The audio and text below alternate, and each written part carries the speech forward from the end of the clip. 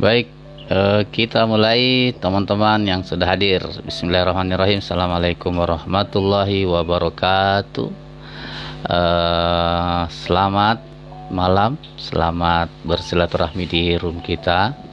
Ya, salam sehat untuk semua yang hadir. Ya, yang walaupun yang belum hadir, yang saat ini masih terkonfirmasi untuk insya Allah bergabung dengan kita. Dan salam berkah untuk apapun yang sudah terjadi dalam hidup ini, dan tak lupa salam bahagia untuk kita semua. Mudah-mudahan apa yang sudah kita lewati saat ini dan kedepannya jauh lebih bahagia lagi. Jadi sahabat-sahabat semua, semalam kita sudah bertemu 1 jam lebih. Jadi kami informasikan yang baru bergabung, insya Allah di room ini kita akan belajar bersama ya. Dan saya memberikan disclaimer dulu bahwa di room ini tidak ada guru. Kita sesungguhnya adalah guru itu sendiri. Kita yang lebih paham tentang diri kita, kita yang lebih mengerti tentang diri kita. Jadi guru yang sebenarnya itu adalah Anda sendiri ya. Andalah yang mengambil keputusan ketika Anda merasakan sesuatu yang tidak mengenakan dalam hidup Anda atau menyengsarakan hidup Anda. Anda mengambil kesimpulan untuk berubah.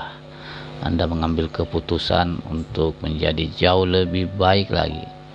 Dan itu semua dimulai dari diri Anda.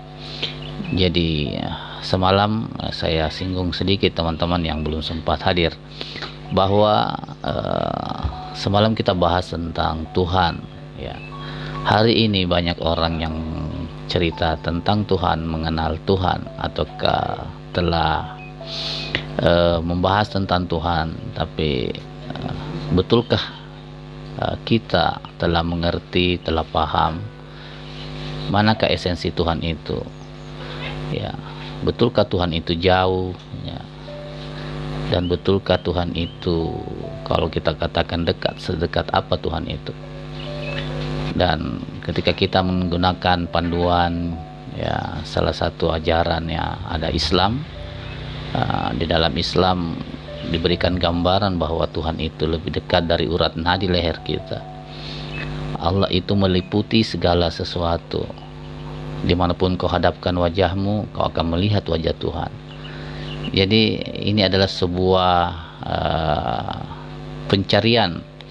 Dari sejak manusia hadir sampai saat ini, manusia tentunya berusaha untuk mencari dan mengenal manakah sesungguhnya yang dimaksud dengan Tuhan itu. Dan harapan kita, siapapun kita teman-teman, sudah harus bisa mengerti bahwa Tuhan itu bukan lagi sesuatu yang mistis, bukan lagi sesuatu misteri yang tidak dikenal, tidak diketahui. Mudah-mudahan kita tidak seperti orang-orang ya kalau misalnya kita ditanya gitu, apakah Anda mengenal handphone, apakah Anda tahu handphone? Tentu siapapun kita ya pasti bisa mengenal handphone. Pasti kita bisa menunjuk yang mana dimaksud dengan handphone itu. Dan ketika kita ditanya, tahukah Anda tentang mobil ya, kita pasti ya tahulah yang mana dimaksud dengan mobil ya. Bahkan mobil itu bukan sesuatu yang misteri. Artinya apa sahabatku? Handphone, pengenalan tentang mobil itu semua kita telah kenal ya. Kenapa kita bisa kenal ya? Karena sehari-hari kita sudah pernah bertemu, kita sudah pernah membersamai yang maksud dengan handphone atau mobil itu teman. Akhirnya ya kita punya pemahaman bahwa yang dimaksud dengan mobil, yang dimaksud dengan handphone adalah itulah bendanya. Tetapi yang menjadi ironi adalah ketika kita mengatakan Tuhanku adalah Allah, tapi kita tidak mampu secara yakin ya merasakan, menunjuk, bahkan meyakini seyakin-yakinnya. Kita jauh lebih yakin ketika ditawarkan dua benda, handphone dengan misalnya televisi, TV Ya, kita mampu membedakan bahwa sebelah kanan saya adalah handphone, dan kita tidak akan menunjuk sebelah kiri saya atau di tangan kiri saya adalah televisi. Berarti Anda yakin sekali bahwa handphone itu yang ada di sebelah kanan. Kemampuan Anda membedakan mana handphone dan mana televisi sesungguhnya menggambarkan Anda yakin, Anda sudah sangat yakin dengan handphone itu. Anda tidak mungkin lagi ditipu oleh siapapun orang yang mengatakan bahwa handphone itu yang di sebelah kiri tangan ini. Tapi Anda dengan yakin, walaupun orang membantah Anda yakin bahwa handphone itu yang di sebelah kanan saya. Itulah konsep, itulah keyakinan yang dibangun berdasarkan apa yang sudah kita pahami dan kita kenal yang dengan handphone itu sendiri. Jadi kemampuan kita mengenal handphone mampu menjaga kita untuk tidak menganggap benda apapun lagi kecuali handphone itu adalah sebuah handphone. Kita tidak terkecoh lagi mengatakan handphone ini adalah mobil. Kita tidak terkecoh lagi bahwa handphone ini adalah TV, ya, tapi handphone itu adalah apa yang kita sudah pahami, kita sudah yakini, dan kita sudah pegang erat. Seharusnya ketika kita mengatakan Allah Tuhan saya, itu seharusnya keyakinan kita harus keyakinan yang sempurna, keyakinan yang tidak goyang lagi. Dan keyakinan adalah yang tempat kita berpegang teguh. Ketika kita ingin meyakini sesuatu yang kita bahas handphone tadi, itu Anda tidak pernah bisa untuk meyakini handphone kalau Anda tidak pernah bertemu, teman-teman. Anda tidak bisa meyakini bahwa itu handphone kalau sebelumnya Anda tidak pernah melihat handphone. Bahkan Anda tidak pernah menggunakan handphone. Ya, Anda tidak pernah mengalami handphone itu, Anda pegang, Anda mainkan, Anda gunakan. Tapi ketika Anda sudah pernah melihat, Anda sudah pernah memegang handphonenya, Anda sudah pernah menggunakan handphonenya, maka sangat dipastikan Anda sudah yakin dengan handphone itu. Ya, kita dengan Tuhan seharusnya seperti itu pula. Mengenal Tuhan bukan hanya sekedar nama. Ya, syukur dari kecil kita telah mengenal ya Tuhan kita ya bernama dengan Allah. Tapi ketika kita menyebutkan Allah, Allah itu yang mana? Ya, yakinkah kita dengan Allah yang kita telah sebut itu sebagai Tuhan kita? Pernahkah kita bertemu? Pernahkah kita membersamainya? Pernahkah kita merasakannya? Ya, agar menjadi sebuah keyakinan yang utuh, bukan lagi cerita, teman-teman. Bukan lagi sesuatu yang misteri, bukan lagi sesuatu yang ilusi. Seolah-olah Anda meyakininya tapi Anda belum membuktikannya. Jadi keyakinan itu harus menjadi keyakinan yang puncak, keyakinan yang sempurna. Ya, saya kasih contoh, teman-teman. Saya kasih contoh agar mendekati apa yang dimaksud dengan keyakinan yang sempurna. Yang pertama adalah ketika kita pernah mendengarkan ada orang kecelakaan. Ya. Kita mendengarkan bahwa ada kejadian di pasar hari ini, ada orang kecelakaan, dan Anda mendengarnya. Dan ketika Anda telah mendengar bahwa tadi ada orang yang kecelakaan, ya, Anda kemudian mengatakan bahwa tadi ada yang kecelakaan. Namun keyakinan Anda mengatakan itu berdasarkan informasi. Anda mengetahui itu karena Anda diberitahu oleh orang yang berada di pasar yang melihat kejadian itu dan kemudian bercerita kepada kita bahwa tadi di pasar ada kecelakaan. Dan kemudian Anda meyakini itu berdasarkan pendengaran yang Anda dengar. Tapi pertanyaannya, apakah Anda melihat kejadian kecelakaan itu? Tentu tidak. Kenapa? Karena Anda belum bisa menaikkan level keyakinan lebih tinggi, melewati keyakinan hanya sekedar informasi. Jadi Anda harus naikkan keyakinan Anda, bukan sekedar informasi bahwa di pasar ada kecelakaan. Anda harus melihatnya. Maka yang kedua adalah ada orang kecelakaan di pasar dan Anda ada di lokasi itu dan Anda melihat orang kecelakaan. Dan ketika Anda melihat kecelakaan itu terjadi, Anda melihatnya dari jauh, teman-teman. Anda lihat dari jauh bahwa betul di sana ada kecelakaan, tapi Anda tidak bisa sebutkan. Anda tidak bisa menjelaskan dengan rinci dan detail siapa yang kecelakaan, warna bajunya, kendaraan apa yang kecelakaan. Tapi Anda sudah paham, Anda sudah tahu bahwa di sana itu ada sebuah kejadian yang namanya kecelakaan. Jadi Anda jauh lebih baik dibanding dengan keyakinan yang pertama yang hanya sekedar informasi bahwa ada kecelakaan di pasar. Berarti Anda telah menaikkan kesadaran Anda, keyakinan Anda dari sekedar nama, dari sekedar mengetahui ada kecelakaan, menjadi Anda mampu menyaksikan kecelakaan itu, namun Anda masih melihatnya dari jauh. Jadi keyakinan kecelakaan itu adalah sebuah kejadian yang sangat jauh dari Anda, meskipun Anda sudah mengenalnya atau Anda sudah mengerti bahwa barusan terjadi kecelakaan. Mari kita tingkatkan ke tahap yang ketiga, ya teman-teman. Di tahap yang ketiga adalah Anda melihat kecelakaan itu, Anda hadir ketika kecelakaan itu terjadi, bahkan kecelakaan itu tidak lagi jauh dari Anda, namun kecelakaan itu sudah terjadi di depan mata Anda. Anda melihat dengan mata kepala Anda sendiri dan sangat dekat, teman-teman.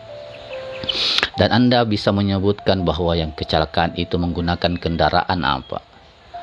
Anda mampu melihat warna bajunya, Anda bisa mengenal wajahnya yang kecelakaan. Ya, Anda bisa mengerti kenapa kecelakaan itu terjadi. Artinya apa? Di level yang ketiga ini, keyakinan kita tentang kecelakaan jauh lebih baik. Bukan lagi yang pertama tadi hanya sekedar nama, bahwa kita mengenal ada namanya kecelakaan dari informasi yang kita dengar. Yang kedua, jauh lebih baik. Kenapa? Karena kita sudah melihat namun sangat jauh, sehingga kita tidak bisa melihatnya secara detail. Dan yang ketiga, teman-teman, jauh lebih baik lagi karena Anda bisa melihatnya secara langsung, dan itu dengan posisi yang sangat dekat dari diri kita. Dan Anda tentunya bisa melihat lebih detail, dan Anda bisa pastinya menjelaskan lebih akurat. Namun ada satu level keyakinan yang tertinggi daripada tiga ini. Mudah-mudahan itu menjadi pelajaran buat kita mengerti bahwa pentingnya sebuah keyakinan pada puncak keyakinan. Apa itu, sahabatku? Ketika kejadian kecelakaan itu terjadi di pasar, dan siapakah korban dari kecelakaan itu? Tidak lain adalah kita sendiri. Jadi kecelakaan terjadi itu, dan yang menjadi korbannya adalah kita, sahabatku. Kitalah yang kecelakaan itu. Kitalah yang merasakan kecelakaan itu terjadi. Kita yang paham kenapa kecelakaan itu terjadi. Kita paham kondisi fisik yang dirasakan oleh diri kita. Kita paham dengan apa yang terjadi setelah kecelakaan itu. Bahkan kita bisa merasakan sakitnya kecelakaan itu. Dibanding dengan tiga orang terdahulu, ya, orang-orang atau keyakinan yang keempat ini adalah keyakinan yang sempurna. Ya, dia merasakan kecelakaan itu langsung. Ya, kecelakaan yang bukan sekedar informasi, kecelakaan yang bukan dilihat dari jauh, kecelakaan yang tidak dilihat dari dekat, namun kita langsung merasakannya, kita langsung mengalaminya. Ya, ketika Anda mengalami kecelakaan, Anda yang paham, Anda yang mengerti dibanding orang yang tidak pernah kecelakaan. Dan pengalaman Anda itulah sesungguhnya guru terbaik buat Anda mengenal esensi dari sebuah pengalaman kecelakaan. Ketika kecelakaan ini kita sandingkan dengan Anda mengenal Tuhan, kira-kira di mana letak level keyakinan kita terhadap Tuhan? Apakah Tuhan itu adalah hanya seperti sebuah informasi, nama yang telah didengungkan di telinga kita oleh orang-orang, guru-guru kita sebelumnya, bahwa ada Tuhan dalam hidup ini yang bernama dengan Allah? Apakah Allah itu hanya sekedar nama? Apakah kecelakaan itu hanya sekedar nama? tidak ada kejadiannya, tidak ada rasanya, ya. Ataukah Allah itu menurut kita seperti orang yang kedua tadi? Anda meyakini bahwa Allah itu ada, tapi kita mempersepsikan Allah itu sangat jauh dari kita, seolah-olah Allah itu ada di langit, ya, secara fisik. Kita di bumi dan Allah ada jauh yang senantiasa memantau kita. Ataukah yang ketiga, sahabatku, kita meyakini bahwa Allah itu ada dan Allah itu tidak lagi jauh bagi kita, tapi seolah-olah Allah itu sudah dekat dengan kita, sudah sudah berhadapan, seolah-olah Allah itu hadir di depan kita, sehingga ketika kemudian kita melakukan ibadah, seolah-olah kita menyembah sosok yang ada di depan kita. Ataukah yang terakhir, sahabatku, ya, Anda mengenal Allah bukan sekedar nama, Anda mengenal Allah bukan sesuatu yang jauh, Anda mengenal Allah bukan sesuatu hanya dekat, berhadapan dengan kita, tetapi sesungguhnya kita mampu merasakan Allah yang nyata di dalam diri kita, seperti nyatanya ketika kita merasakan kecelakaan. Seperti itulah rasanya ketika Allah itu bukan lagi sekedar nama, tapi telah kita rasakan di dalam diri kita, sahabat. Kemampuan manusia untuk mampu merasakan Allah yang nyata di dalam dirinya, inilah yang menjadi misteri. Karena kenapa menjadi sebuah misteri? Karena salah satu yang membuat itu adalah kita salah memaknai manakah sesungguhnya Allah itu. Untuk itu yang hadir pada malam hari ini, ya, saya sedikit ulas, ya, pembahasan kita semalam bahwa sesungguhnya Allah itu nyata dalam diri kita, bukan lagi sesuatu yang misteri, tetapi sesungguhnya itu nyata dan itu harus kita alami, ya. Dia harus otentik, dia harus teralami oleh diri Anda sendiri. Seperti Anda merasakan rasa minum kopi, ya, Anda harus minum kopi baru kemudian merasakan bahwa kopi itu rasanya seperti ini, ya. Kalaupun Anda diceritakan tentang kopi, walaupun yang bercerita itu seorang ahli kopi, Anda tidak bisa kan merasakan kopi itu sampai kemudian Anda menikmatinya sendiri, mengalaminya sendiri, merasakannya sendiri, barulah kemudian rasa itu Anda bisa kenal bahwa inilah yang dimaksud dengan kopi, teman-teman. Sama juga dengan Allah, ya, Anda harus kenal, ya, Allah itu di dalam diri Anda. Kalau dalam ayat, ya, kadang kita mendengarkan petunjuk-petunjuk yang sesungguhnya mampu mengarahkan kita mengenal Allah secara nyata yang ada di dalam diri kita. Banyak ayat-ayat yang kemudian mengantar itu untuk membuat kita berpikir untuk kemudian bisa menemukan Allah di dalam diri kita, ya. Ketika Allah berfirman misalnya, wa fi anfusikum afala tubsirun, dan di dalam dirimu tidakkah kau melihatnya, wa nahnu aqrabu ilaihi min hablil warid, dan kami lebih dekat dari urat nadi lehermu, ya. Ayat yang pertama mengatakan di dalam diri kita. Ayat kedua mengatakan, ya, lebih dekat daripada urat nadi leher kita, dan urat nadi leher kita itu ada di dalam diri kita. Seolah-olah ingin menyampaikan kepada kita, Allah yang Anda sebut Tuhan sesungguhnya telah hadir di dalam diri kita. Namun kita juga terbatas untuk sampai memahami itu. Manakah Allah yang nyata itu?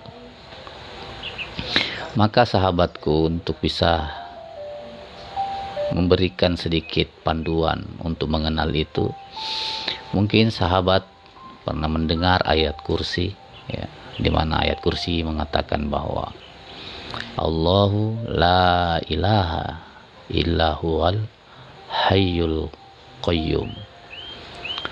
Seolah-olah ini adalah informasi yang mengarahkan, memperkenalan Tuhan ke dalam diri kita. Allah itu, Allahu la ilaha illa, Allah itu tiada Tuhan selain Dia. Manakah Tuhan itu? Al-Hayyu, Al-Hayyu adalah yang maha hidup, sahabat. Allah itu adalah yang maha hidup. Dan kita diminta untuk mengenal Allah yang ada nyata di dalam diri kita.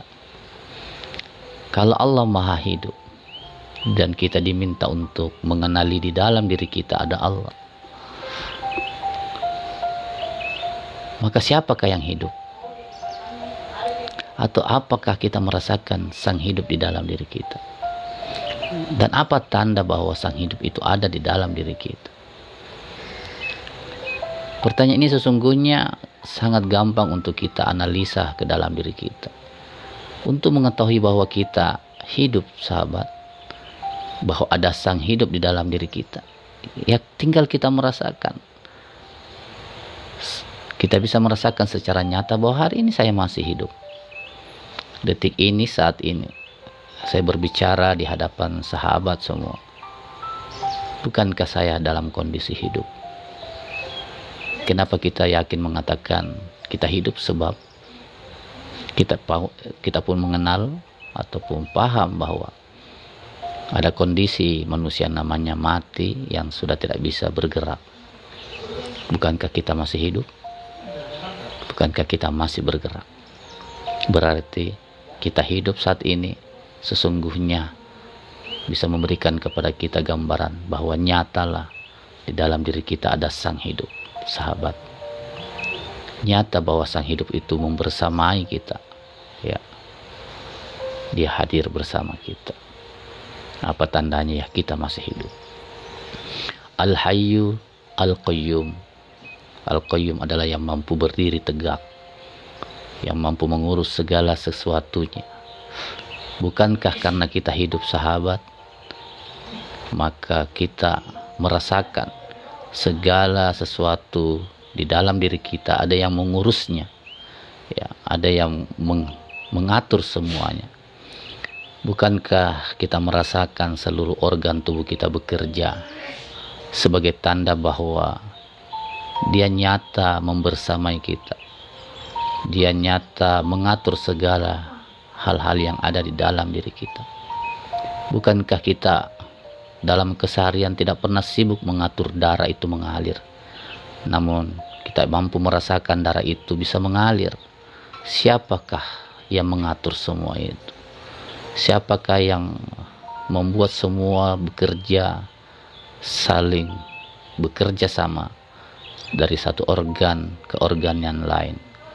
Kalau bukan Sang Al-Qayyum, Sang yang berdiri tegak, Sang pengatur yang mengatur segala sesuatu, dan Dia maha hidup.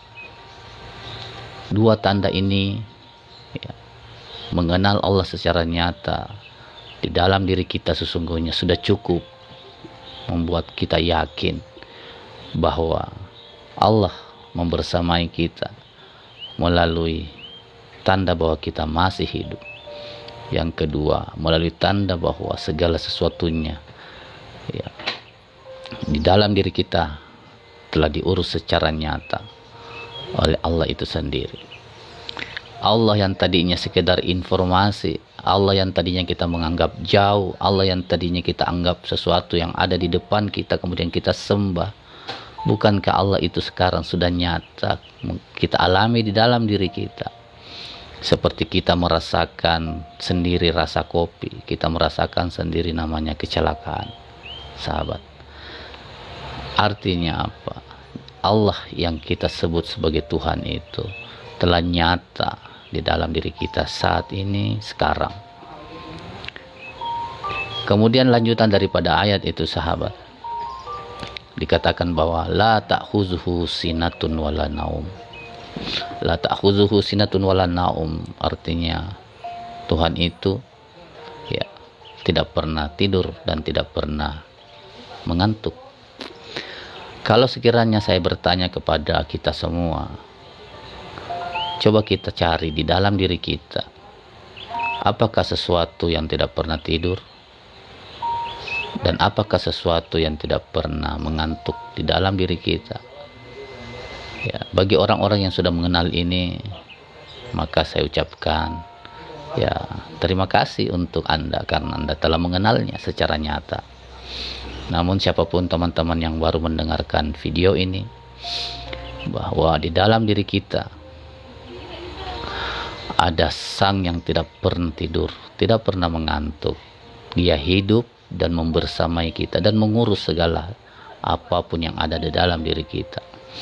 Apakah yang tidak pernah tidur dan tidak mengantuk itu, sahabat? Tidak lain adalah nafas Anda.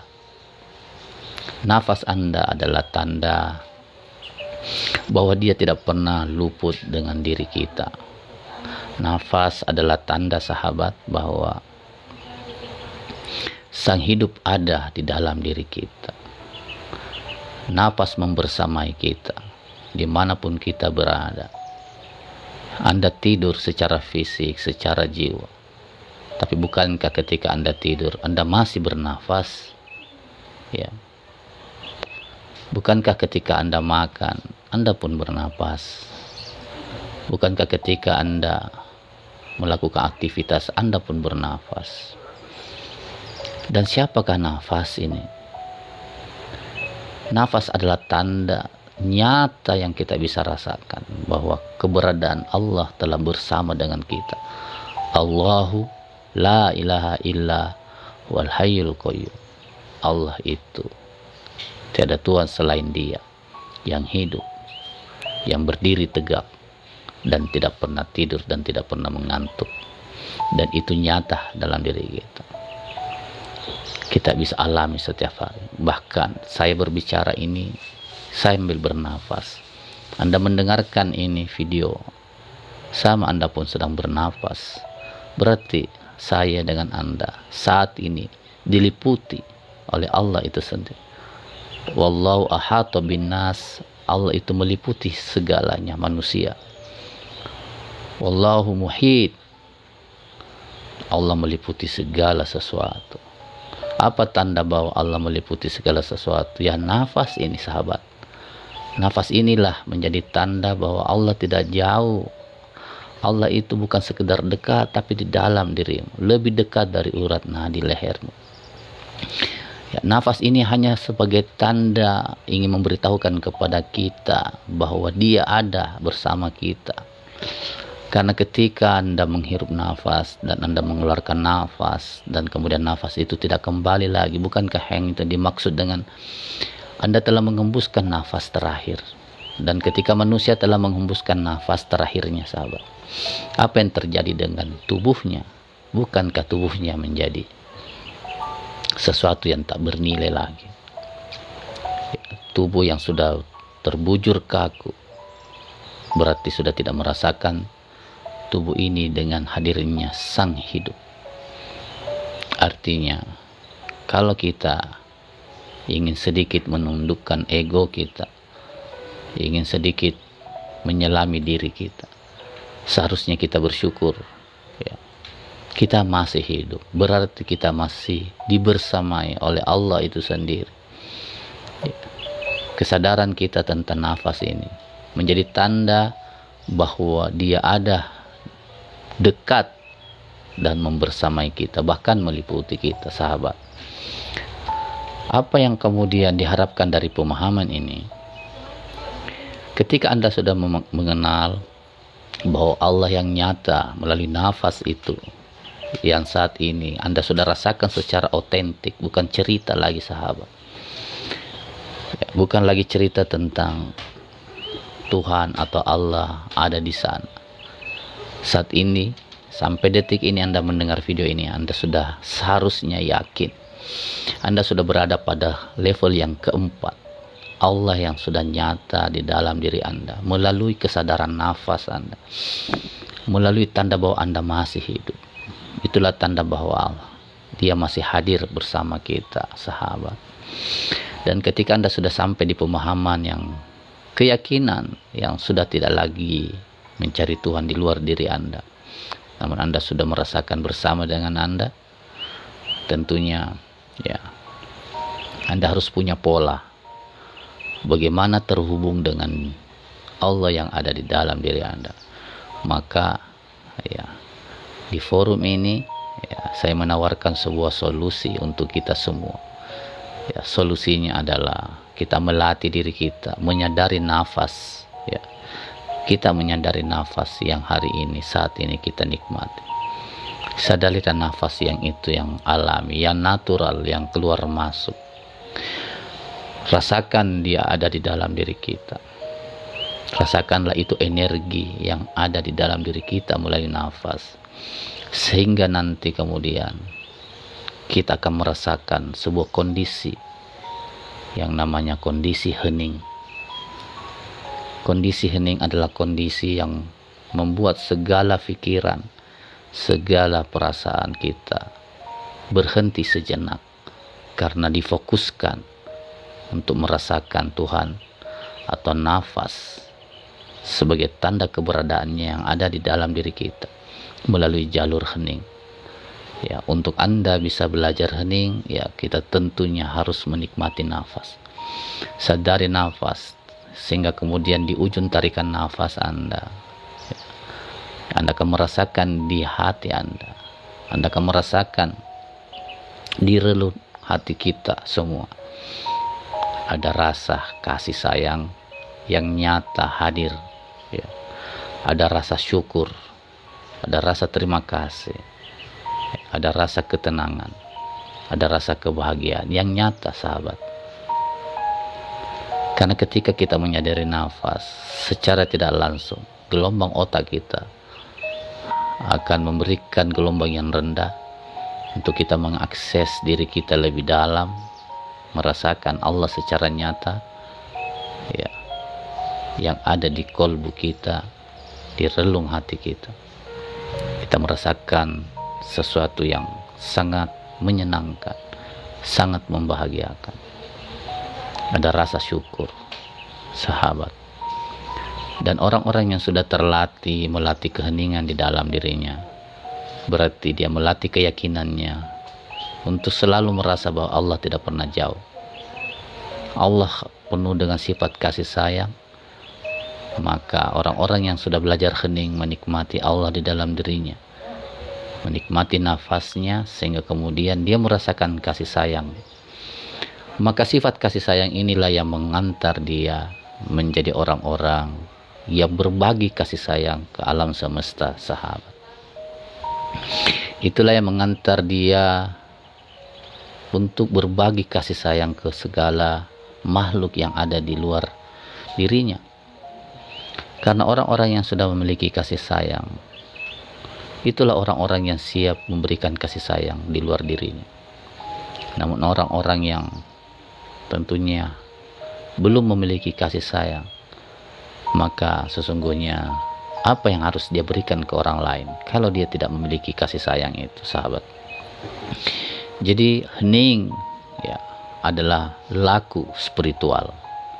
Hening adalah perilaku atau pola atau cara yang dilakukan oleh orang-orang yang mencari Tuhan, orang-orang yang ingin mengenal diri sejatinya, orang-orang yang selalu ingin masuk ke dalam dirinya, merasakan Allah secara nyata di dalam dirinya. Dan untuk merasakan itu, bahwa Allah telah nyata di dalam diri kita, kita bersandar pada nafas kita sebagai tanda wujud nyata dia hadir di dalam diri kita, membersamai kita. Kita hanya diminta untuk menikmati keberadaan. Kita cuma diminta untuk latihan, ya, merasakan kehadirannya. Sehingga sahabat-sahabat semua, kita akan sampai pada sebuah pembinaan di dalam hati kita. Ada sifat kasih sayang. Karena sifat kasih sayang inilah yang akan kita gunakan untuk menghadapi kehidupan yang tentunya tidak mudah, sahabat. Ada banyak tantangan yang kita bisa hadapi di luar. Jadi kalau kita tidak punya pola, kita tidak punya cara untuk berpegang teguh, kita tidak punya tempat untuk bersandar di dalam diri kita, maka kita akan hanyut dengan peristiwa-peristiwa yang akan hadir di luar diri kita. Bukankah kita mengatakan bahwa ketika kita sudah kenal Allah, kita mengatakan Allahus Somad, Allah tempat bergantung. Namun ketika Anda tidak mengenal Allah di dalam diri Anda, di mana Anda akan gantungkan segala kekecewaan hidup Anda, di mana kita akan salurkan segala bentuk amarah diri kita, di mana kita tuangkan segala bentuk emosi-emosi yang tidak baik di dalam diri kita, dan di mana kita gantungkan segala cita-cita, harapan yang akan kita inginkan selama kita hidup. Kita butuh tempat, sahabat, kita butuh tempat itu, dan tempat itu telah nyata di diri kita, telah nyata di dalam diri kita. Kita sandarkan kepada Allah di relung hati kita. Dengan cara apa? Kembali lagi dengan cara adalah Anda masuk ke dalam diri untuk merasakan keheningan. Karena ketika Anda hening, seperti saya katakan sebelumnya, ketika Anda hening, sahabat, Anda akan terhubung dengan Allah yang nyata di hati Anda, di kolbu Anda, di relung hati Anda. Dan ketika Anda sudah menemukan kasih sayang di sana, maka Anda akan bisa menumpahkan segala hal-hal yang Anda ingin tumpahkan. Anda yang kecewa tentang kehidupan, Anda bisa curhat, Anda bisa sampaikan cerita apapun kepadanya, Anda bisa lampiaskan apapun yang Anda ingin utarakan. Bahkan Anda bisa menyampaikan hal-hal yang Anda inginkan. Sampai kemudian setelah Anda mengenal itu di dalam diri Anda dilatih untuk tidak lagi berharap di luar diri Anda. Anda sudah dilatih untuk tidak berharap kepada siapapun di luar diri Anda, siapapun dia.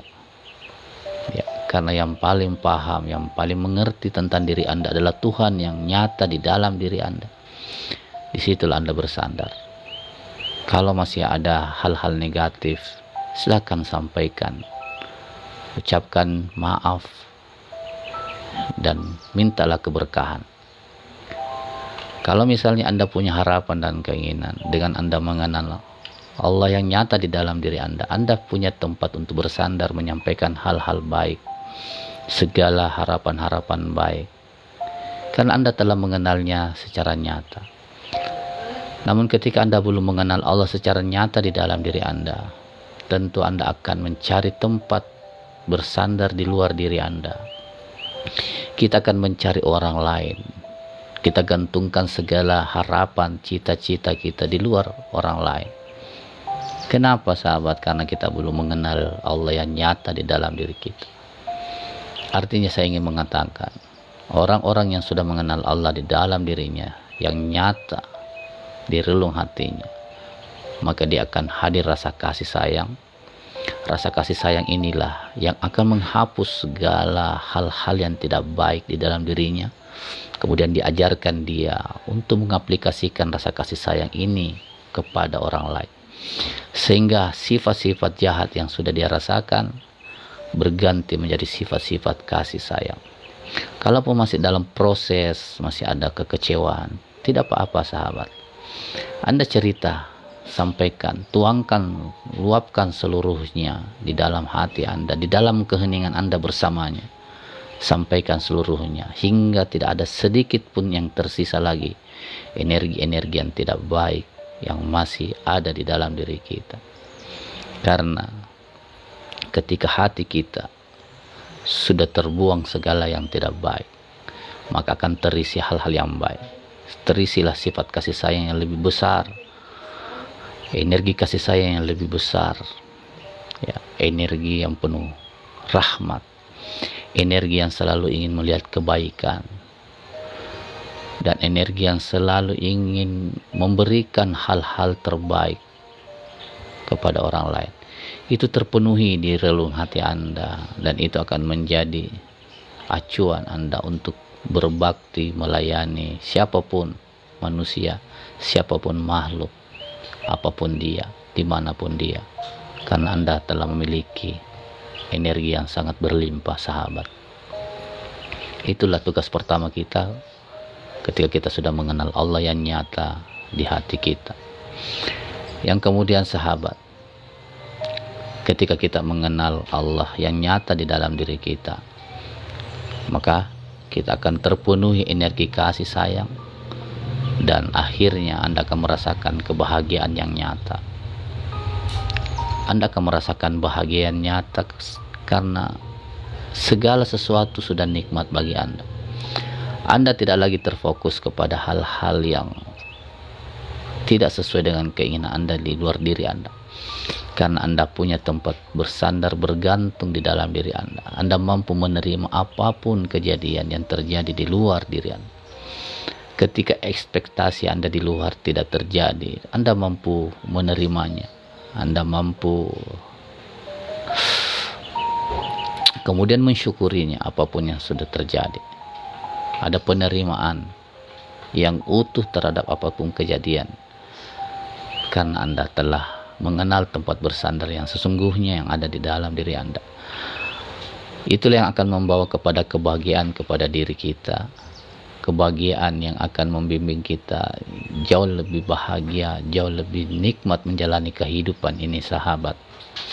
Dan pada inti nantinya, ketika Anda telah penuh kasih dan sayang, yang kemudian Anda merasakan kebahagiaan yang nyata, maka kita akan sampai pada sebuah pengalaman Anda mampu merasakan petunjuk-petunjuk atau tuntunan-tuntunan ilahi yang ada di dalam diri Anda.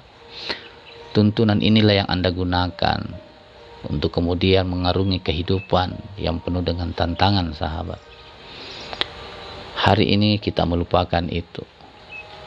Jadi hari ini yang menuntun kita untuk melakukan sebuah aktivitas adalah pikiran kita. Pikiran yang telah dititipkan oleh Allah kepada kita adalah sarana untuk mengenalnya. Pikiran dihadirkan sesungguhnya hanya untuk digunakan. Afala tatafakkur. Gunakanlah pikiranmu, gunakanlah akalmu untuk mengenal Allah yang nyata. Pikiran ditujukan kepada kita semua agar kita mampu mengenal, merasakan Allah yang nyata dan mengembalikan segala sesuatu hanya kepadanya. Selama manusia tidak mengenal Allah yang nyata di relung hatinya, maka yang menjadi penuntun hidupnya adalah akalnya. Yang menjadi penuntun hidupnya adalah pikirannya. Dan ketika manusia hidup berdasarkan apa yang dia pikirkan, sahabat, maka itu yang akan membuat dia merasakan guncangan-guncangan hidup. Dia akan merasakan sebuah fenomena bagaikan fata morgana, seolah-olah apa yang dia pikirkan adalah jalan terbaik. Tapi boleh jadi apa yang difikirkan ada bertentangan dengan tuntunan ilahi yang ada di dalam dirinya. Apa yang dia rasakan, dia kejar. Namun boleh jadi segala rasa yang dihadirkan di perasaannya itu menyalahi tuntunan yang ada di dalam diri manusia. Kenapa itu bisa terjadi? Ya karena kita belum mengenal tuntunan ilahi yang ada di dalam diri kita. Manusia yang telah mengenal tuntunan ilahi di dalam dirinya, tentu dia akan mampu melakukan hal-hal. Dia akan patuh setia kepada tuntunan ilahi itu, yang boleh jadi tidak sesuai dengan apa yang dia pikirkan, tapi dia tetap konsisten untuk melakukan itu. Namun bagaimana cara kemudian kita manusia mampu membedakan mana tuntunan ilahi, mana tuntunan pikiran, mana tuntunan perasaan, mana tuntunan tubuh kita? Kemampuan untuk membedah segala petunjuk yang ada di dalam diri kita, segala arahan yang ada di dalam diri kita hanya bisa dicapai dengan jalan hening, sahabat. Itulah kenapa kami menawarkan cara hidup dengan cara hening, karena heninglah yang mampu membedakan mana petunjuk yang berdasarkan petunjuk untuk penuhi secara jasad kita, fisik kita, mana petunjuk yang datangnya dari pikiran kita, ego kita, mana petunjuk yang datangnya dari pikiran dan perasaan kita atau jiwa kita, dan manakah petunjuk yang datang berdasarkan tuntunan ilahi yang nyata di dalam diri kita. Ini butuh latihan untuk kita semua, membedakan agar kenapa? Agar kita bisa yakin bahwa hari ini saya sudah mengerti, sudah paham mana petunjuk fisik, mana petunjuk ego saya, mana petunjuk jiwa saya, mana petunjuk tuntunan ilahi saya. Yang boleh jadi tuntunan ilahi itu tidak sesuai dengan tuntunan jiwa, ego Anda dan tubuh Anda. Tapi ketika Anda tetap setia, patuh mengikuti tuntunan ilahi yang nyata di dalam diri Anda, maka itu adalah jalan-jalan keselamatan buat kita, jalan-jalan kebahagiaan. Ketika Anda capek, ya, Anda lemah, boleh saja itu adalah petunjuk fisik Anda yang ingin menyampaikan kepada Anda bahwa saya capek, saya lemah, saya butuh istirahat, sahabat.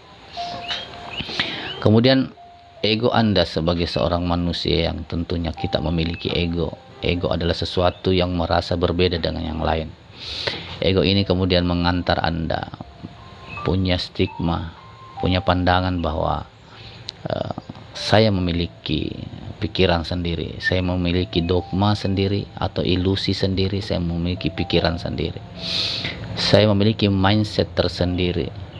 Maka itulah kemudian menjadi penuntun hidup Anda, yang boleh jadi sesungguhnya secara nyata Anda bisa merasakan sesungguhnya ada petunjuk yang datang di hati Anda, di kolbu Anda, yang Anda bisa merasakan bahwa sesungguhnya ya, saya merasakan petunjuk ilahi itu. Seperti misalnya tiba-tiba Anda berkendara, ya, muncul di hati Anda untuk berbagi, karena di hati Anda adalah penuh kasih sayang. Anda merasakan kasih sayang itu sehingga ketika Anda melihat orang yang membutuhkan bantuan, Anda membantunya sebagai ajakan diri sejati Anda, ajakan Tuhan di dalam diri Anda yang penuh dengan kasih sayang untuk berbagi kasih sayang kepada orang yang Anda lihat. Namun ketika Anda melihat orang itu, tiba-tiba Anda melihat mukanya, ternyata orang yang Anda mau bantu itu, sahabat semua, ternyata adalah musuh Anda. Dan sejenak ketika Anda melihat itu adalah musuh Anda, maka Anda merasakan benci. Kebencian Anda akhirnya menutupi rasa kasih sayang yang telah Anda rasakan lebih dahulu. Rasa kasih yang ingin memberi kepada orang yang membutuhkan. Namun ketika Anda lihat wajahnya, yang Anda lihat adalah orang yang Anda sudah kenal, dan ternyata itu Anda punya dendam, Anda benci, sehingga kebencian, dendam Anda menutupi rasa kasih sayang. Maka itu sahabat, ya, pertemuan manusia dengan Tuhannya yang ada di relung hatinya yang penuh dengan kasih sayang. Saya ingin menekankan kepada kita semua adalah itulah jalan keselamatan. Hanya tuntunan ilahi yang bertahta di relung hati kita, yang mampu mengarahkan kita memilih jalan-jalan keselamatan, memilih jalan-jalan kebahagiaan. Karena apa yang Anda rasakan di relung hati Anda mampu meniadakan segala dendam di perasaan Anda, di emosi Anda, bahkan mampu menepis segala pikiran-pikiran negatif Anda yang tadinya Anda telah ingin berbagi, namun Anda mengatakan, saya juga membutuhkan uang, saya juga membutuhkan, kenapa saya harus memberi lebih banyak? Apakah yang mampu mengobati, apakah yang mampu menghalau segala pikiran, perasaan yang negatif ini, atau emosi-emosi yang tidak baik di dalam diri kita? Tidak cara lain yang mampu mengobati itu hanya pemahaman Anda tentang Allah atau Tuhan yang telah nyata di dalam diri Anda, yang bertempat di relung hati Anda, yang Anda bisa rasakan secara otentik, secara nyata, rasa kasih sayang. Jadi sahabatku, mari pertanyakan diri kita, betulkah rasa kasih sayang itu sudah ada? Seberapa besar daya kasih sayangnya? Apakah kita sudah patuh, setia dan berbakti atas rasa kasih sayang ada di dalam diri kita. Dan untuk menguji dalam kehidupan kita sangat gampang, karena cukup kita bertanya kepada diri kita, seberapa bahagiakah orang dengan kehadiranku? Seberapa bahagiakah saya di keluargaku? Seberapa senangkah orang-orang di rumahku dengan kehadiran diriku? Seberapa bahagianyakah sahabat-sahabatku ketika saya hadir? Seberapa cintanya teman-teman kerjaku ketika saya ada membersamai? Dan seberapa hebatkah saya melayani semesta ini sebagai perwakilan Tuhan di kehidupan ini? Tuhan yang telah menitipkan kasih sayangnya kepada diri-diri manusia, diberikan kekuatan, diberikan fisik, diberikan hati, diberikan perasaan, sesungguhnya untuk menjadi khalifah, pelayan, perwakilan Allah dalam kehidupan ini, agar bisa memberikan pelayanan terbaik selama dia masih ada. Jadi sahabatku, inilah hal-hal yang saya bisa sampaikan kepada kita semua, menyambung dari materi yang kita sudah bahas semalam, bahwa mari kita mengenal Allah yang sudah nyata di dalam diri kita. Mari kita berkunjung ke dalam diri kita.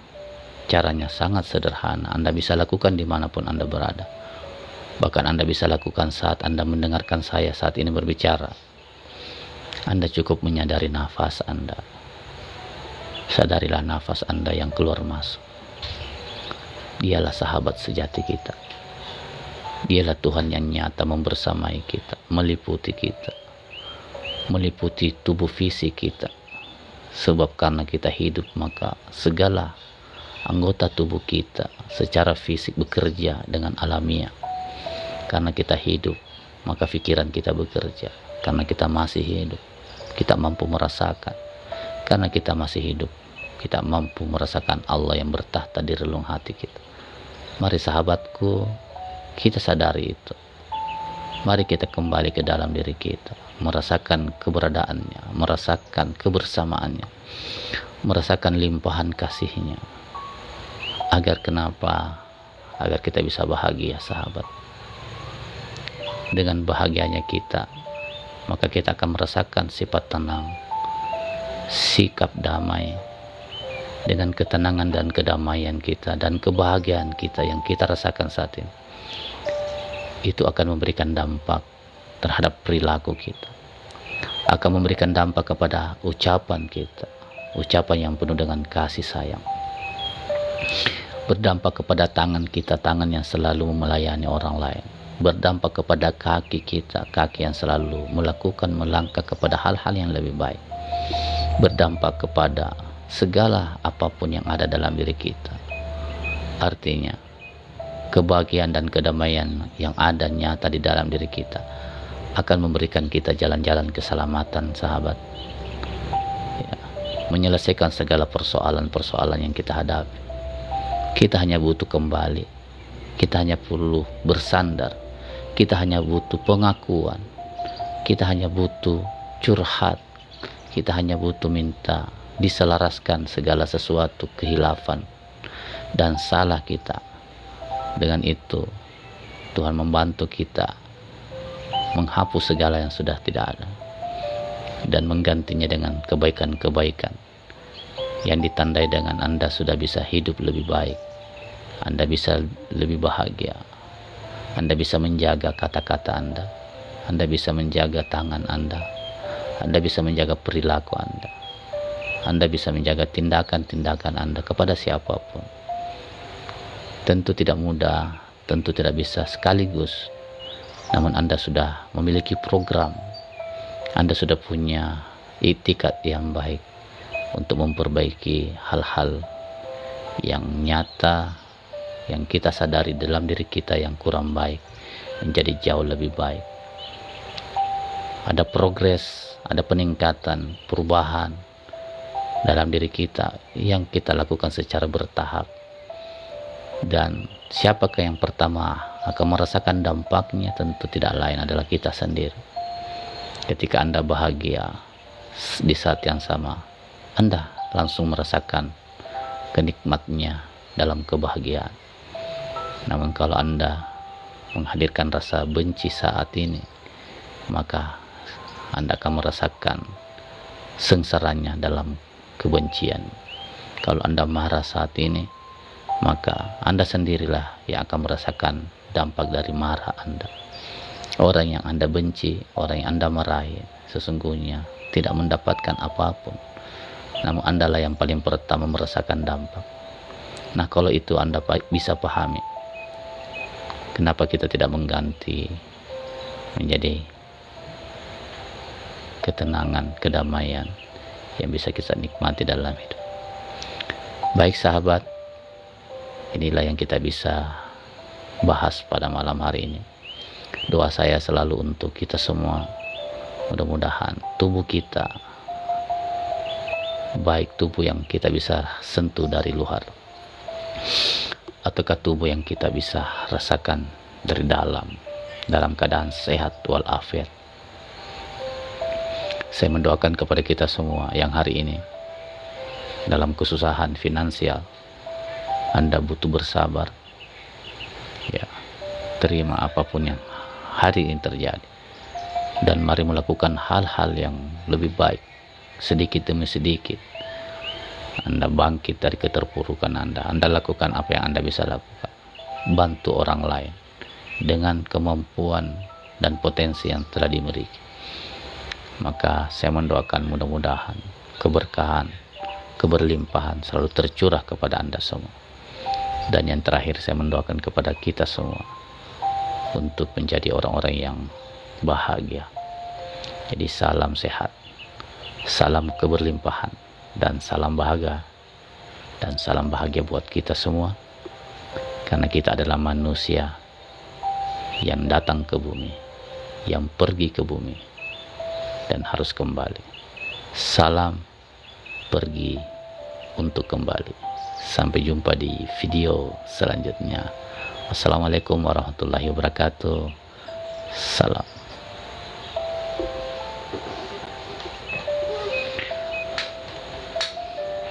Waalaikumsalam Putra. Gimana kabarnya Putra? Bincang-bincang dulu Putra. Ayo bincang-bincang dulu Putra. Kalau ndak ada Putra Kalimantan. Oh, siap. Gimana Bang? Sehat kah Bang?